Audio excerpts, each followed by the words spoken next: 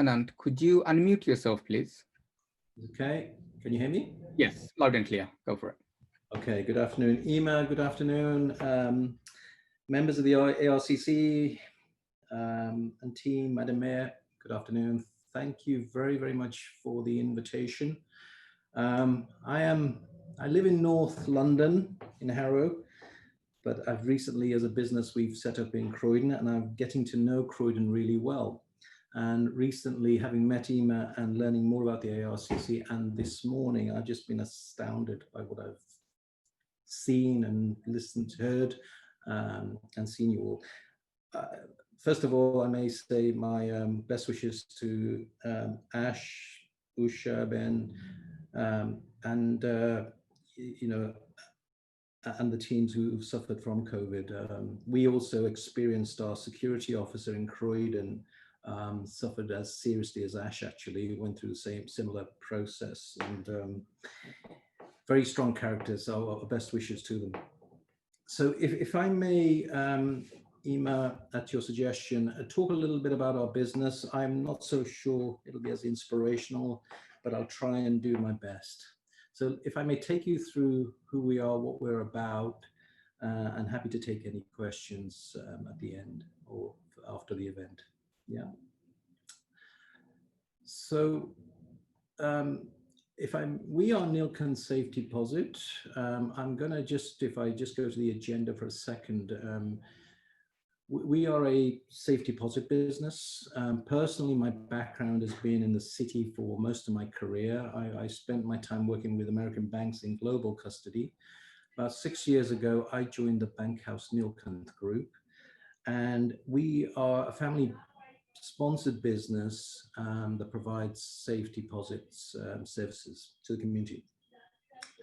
I'm going to talk a little bit about our business, our background history, some of the challenges we've had, and some of the highlights we sort of achieved, or we think, how we see our role in the community, and ideally our aspirations, if I may. So if I continue and talk about our business a little bit. And I may say this is not I'll try and keep off the commercials. So Mama, do you want to take it to the next page, the next slide? So just briefly, for those of you who've not come across us, we are Neelkanth Safe Deposit and Bank House Lockers. We have 3 branches around London. We're looking for our 4th site in East London. And essentially, all we do is provide a place where families, individuals can keep their valuables safe. And we try and keep it, as I say in a second, we try and keep it at the lowest price cost available possible for customers. Our history really is that our founders, Mr. Chandran Pujara, who you see in the photos, they set up, the Pujara family set up the business in 1988. So our first branch was set up at Bank House Lockers in Wembley. The background really was in the 80s, Mr. Pujara found that the major banks were stopping this service. And a lot of the Asian community in particular were having to take the jewelry and the valuables away at home, and they had no place to keep it. So he saw a sort of commercial opportunity and embarked on setting up a safe deposit center, which he did in Wembley.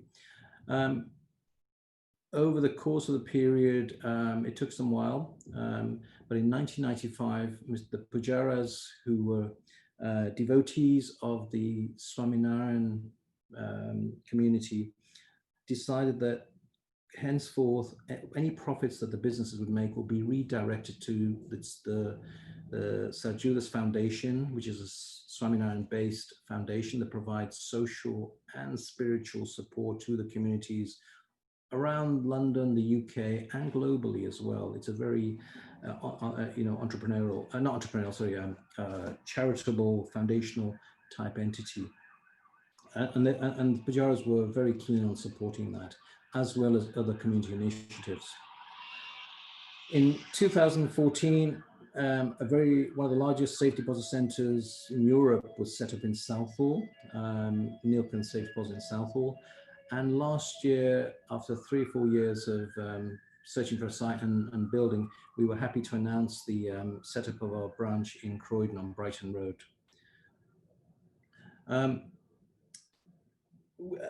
Developing a business is interesting. When as I said, I personally joined the bank 6 years ago, joined the organization 6 years ago. And what was interesting was understanding how the Pujaras had built the business in the late 80s to actually have the foresight, the initiative to look at this situation and look at the need that the community was facing and go about doing the research to build a centre, to raise the finance for it, was a task in itself, and they did incredibly well. They had challenges. It took them almost 15 years to actually really get to full capacity in Wembley. A lot of learning on the job. You know, nobody comes out and teaches you everything. So all of a sudden you've got to learn about, you know, what is a safe deposit centre? You're regulated by the FCA. What do you need to do with customers? What about security? So all those processes they had to learn, which they did. Over the course of that, we've managed to build a number of centres. These are high-tech centres. We're trying to ensure that we've got a very determined risk of security across all our people, whether they're in customer service or in security or in the finance side. We try and develop we continue to develop and maintain an ethos of security awareness, as well as providing the service to the community in terms of providing a safe place to keep your valuables. We try and keep the price as low as possible. That's very important for us. We have not raised our prices for about 30 years.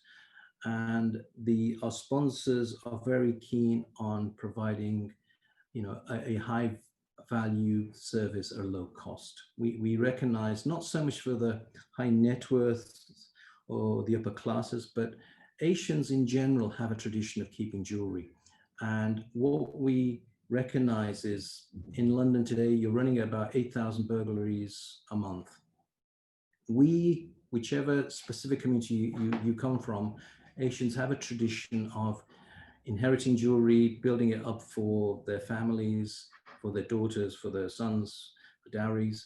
And a simple burglary can cost you a lot of money, and it can take a lot of years to build up the savings that you've made.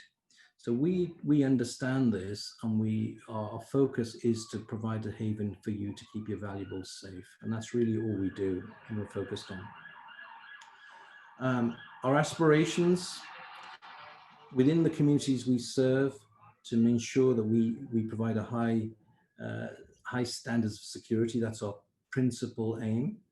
And at the same time, ensure we can educate customers on understanding that if you have jewelry, you understand its value, you understand that you can keep it safe, and also that you insure it appropriately. And it's interesting that, you know, a lot of the community don't understand they've arrived at having valuables that perhaps their parents passed down to them, or they've been in the family for many years, a lot of sentimental value, but over the years, its financial value has increased tremendously. And we are helping customers recognize the need to have their valuables valued and insured appropriately. And in the meantime, where we do make some profits, we try and pass that back to the foundation and various community initiatives, as recently as the COVID side of things as well. That's a very quick presentation. We are on Brighton Road. If any of you are interested in learning more about us, feel free to come and speak to us. We're also very keen on working with the ARCC with some of your initiatives. And I've really been amazed at hearing for the first time, what you guys do. So I would be more than happy to support some of the initiatives and work with you in your work that you do. Thank you very much. Anant, thank you so much. And I know that was really a whistle stop guide to the work you've done. I've been to your presentations and I know there is so much rich history and so much inspiration to learn from how you came about doing this and the very charitable arm that you do have.